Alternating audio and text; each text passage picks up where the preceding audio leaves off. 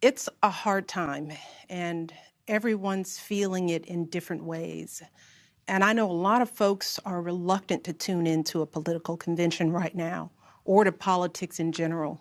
Believe me, I get that.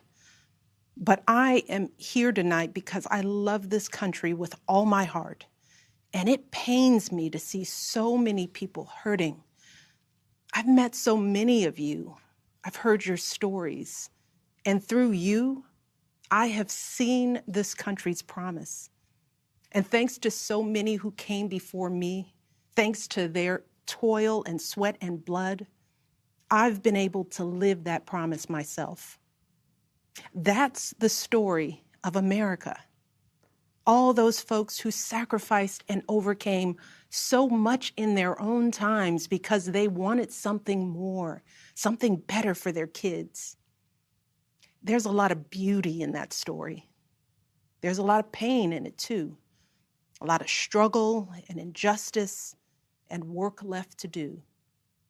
And who we choose as our president in this election will determine whether or not we honor that struggle and chip away at that injustice and keep alive the very possibility of finishing that work.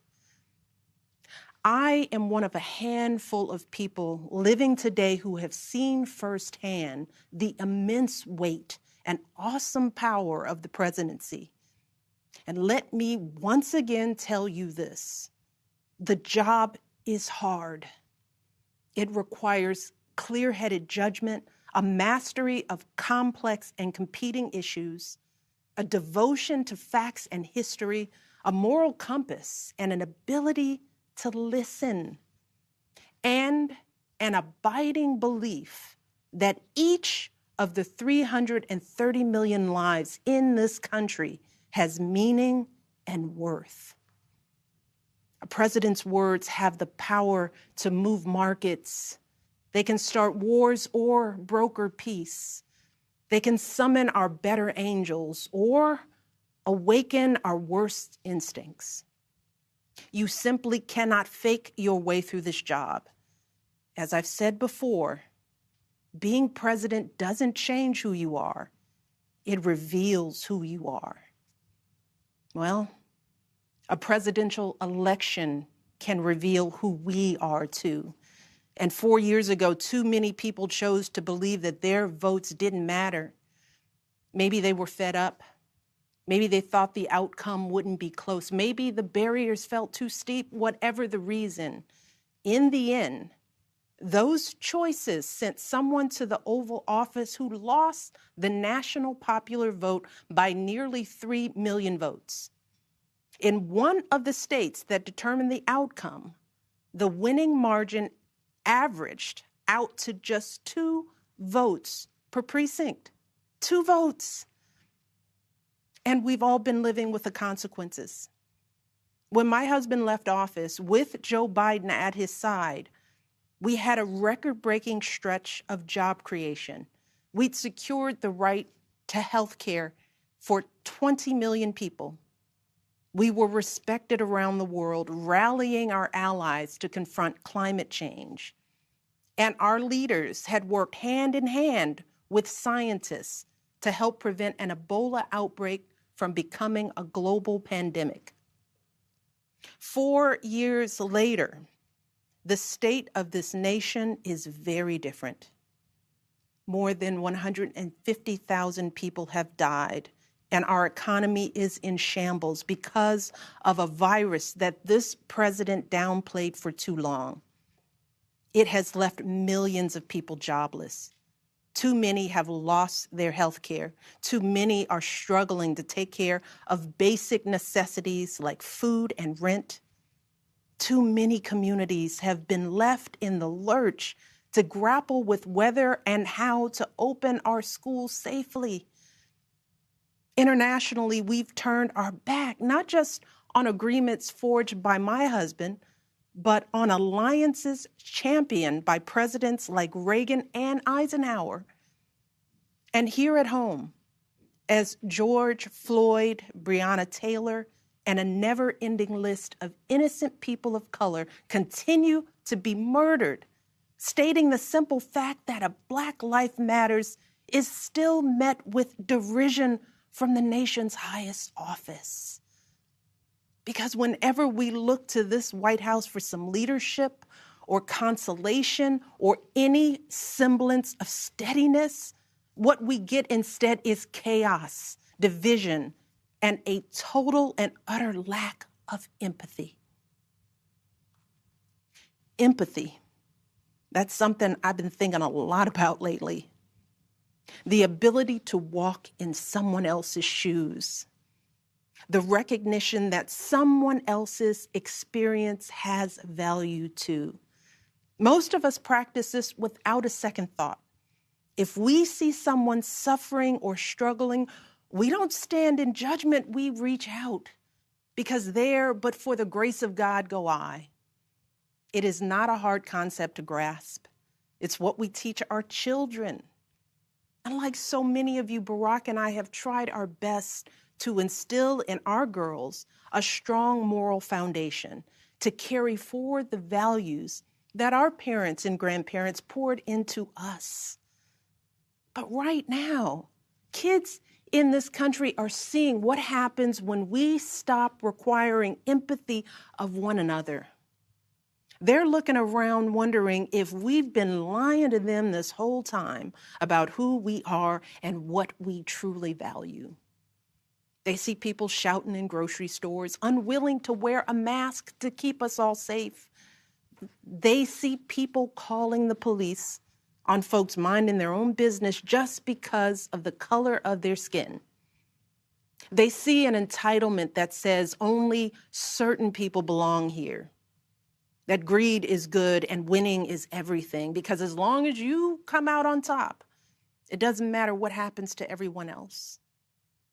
And they see what happens when that lack of empathy is ginned up into outright disdain. They see our leaders labeling fellow citizens enemies of the state while emboldening torch-bearing white supremacists. They watch in horror as children are torn from their families and thrown into cages, and pepper spray and rubber bullets are used on peaceful protesters for a photo op. Sadly, this is the America that is on display for the next generation. A nation that's underperforming not simply on matters of policy, but on matters of character. And that's not just disappointing, it's downright infuriating. Because I know the goodness and the grace that is out there in households and neighborhoods all across this nation. And I know that regardless of our race, age, religion, or politics, when we close out the noise and the fear and truly open our hearts, we know that what's going on in this country is just not right. This is not who we want to be. So what do we do now? What's our strategy? Over the past 4 years, a lot of people have asked me, when others are going so low, does going high still really work? My answer, going high is the only thing that works. Because when we go low, when we use those same tactics of degrading and dehumanizing others, we just become part of the ugly noise that's drowning out everything else. We degrade ourselves. We degrade the very causes for which we fight. But let's be clear. Going high does not mean putting on a smile and saying nice things when confronted by viciousness and cruelty. Going high means taking the harder path. It means scraping and clawing our way to that mountaintop. Going high means standing fierce against hatred while remembering that we are one nation under God. And if we want to survive, we've got to find a way to live together and work together across our differences. And going high means unlocking the shackles of lies and mistrust with the only thing that can truly set us free, the cold, hard truth. So let me be as honest and clear as I possibly can. Donald Trump is the wrong president for our country. He has had more than enough time to prove that he can do the job, but he is clearly in over his head. He cannot meet this moment. He simply cannot be who we need him to be for us. It is what it is. Now, I understand that my message won't be heard by some people. We live in a nation that is deeply divided, and I am a Black woman speaking at the Democratic Convention. But enough of you know me by now. You know that I tell you exactly what I'm feeling. You know I hate politics, but you also know that I care about this nation. You know how much I care about all of our children. So if you take one thing from my words tonight, it is this. If you think things cannot possibly get worse, trust me, they can and they will if we don't make a change in this election. If we have any hope of ending this chaos, we have got to vote for Joe Biden like our lives depend on it. I know Joe. He is a profoundly decent man, guided by faith. He was a terrific vice president. He knows what it takes to rescue an economy, beat back a pandemic, and lead our country. And he listens. He will tell the truth and trust science. He will make smart plans and manage a good team. And he will govern as someone who's lived a life that the rest of us can recognize. When he was a kid, Joe's father lost his job. When he was a young senator, Joe lost his wife and his baby daughter. And when he was vice president, he lost his beloved son. So Joe knows the anguish of sitting at a table with an empty chair, which is why he gives his time so freely to grieving parents. Joe knows what it's like to struggle, which is why he gives his personal phone number to kids overcoming a stutter of their own. His life is a testament to getting back up. And he is going to channel that same grit and passion to pick us all up, to help us heal and guide us forward. Now, Joe is not perfect, and he'd be the first to tell you that. But there is no perfect candidate, no perfect president. And his ability to learn and grow, we find in that the kind of humility and maturity that so many of us yearn for right now. Because Joe Biden has served this nation his entire life without ever losing sight of who he is. But more than that, he has never lost sight of who we are, all of us. Joe Biden wants all of our kids to go to a good school, see a doctor when they're sick, live on a healthy planet. And he's got plans to make all of that happen. Joe Biden wants all of our kids, no matter what they look like, to be able to walk out the door without worrying about being harassed or arrested or killed. He wants all of our kids to be able to go to a movie or a math class without being afraid of getting shot. He wants all our kids to grow up with leaders who won't just serve themselves and their wealthy peers, but will provide a safety net for people facing hard times.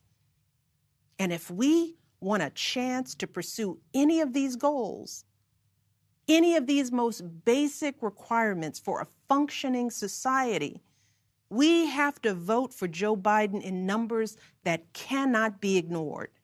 Because right now, folks who know they cannot win fair and square at the ballot box are doing everything they can to stop us from voting. They're closing down polling places in minority neighborhoods. They're purging voter rolls. They're sending people out to intimidate voters, and they're lying about the security of our ballots. These tactics are not new. But this is not the time to withhold our votes in protest or play games with candidates who have no chance of winning. We have got to vote like we did in 2008 and 2012. We've got to show up with the same level of passion and hope for Joe Biden. We've got to vote early, in person if we can. We've got to request our mail-in ballots right now, tonight, and send them back immediately.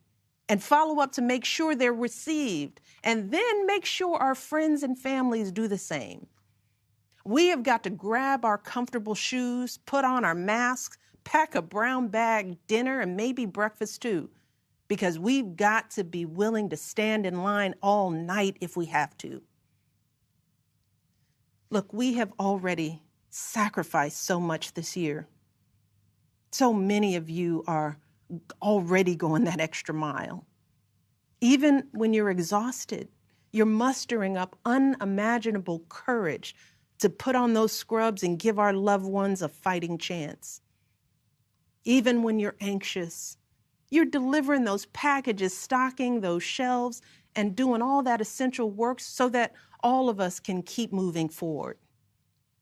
Even when it all feels so overwhelming, working parents are somehow piecing it all together without childcare. Teachers are getting creative so that our kids can still learn and grow. Our young people are desperately fighting to pursue their dreams. And when the horrors of systemic racism shook our country and our consciences, millions of Americans of every age, every background rose up to march for each other, crying out for justice and progress. This is who we still are. Compassionate, resilient, decent people whose fortunes are bound up with one another. And it is well past time for our leaders to once again reflect our truth. So it is up to us to add our voices and our votes to the chorus of history, echoing heroes like John Lewis, who said, "When you see something that is not right, you must say something. You must do something." That is the truest form of empathy. Not just feeling, but doing. Not just for ourselves or our kids, but for everyone, for all our kids. And if we want to keep the possibility of progress alive in our time, if we want to be able to look our children in the eye after this election, we have got to reassert our place in American history. And we have got to do everything we can to elect my friend Joe Biden as the next president of the United States. Thank you all. God bless.